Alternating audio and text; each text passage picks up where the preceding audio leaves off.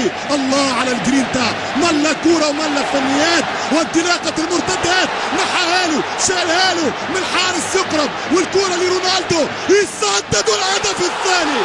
الهدف الثاني من المهول، من المرعب، من القناص، من قاتل الحراس كريستيانو رونالدو.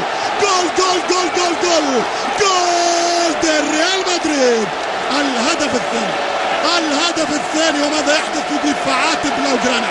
ماذا يحدث في 18 دقيقة؟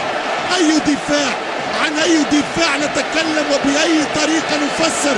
مش ممكن كرة العمق، الكروس لونج، جيرار بيكي بطيء جدا، ماسكيرانو متأخر جدا، والضربة والسدة والتسديد في مرمى فالديز. الهدف الثاني شوف كيف شلاله نحاله حتى قدامه، الصاروخ بتاع ماديرا يسجل ثامن اهدافه في الكلاسيكو، وهدف جديد هو الثالث ليه في السوبر كوبا.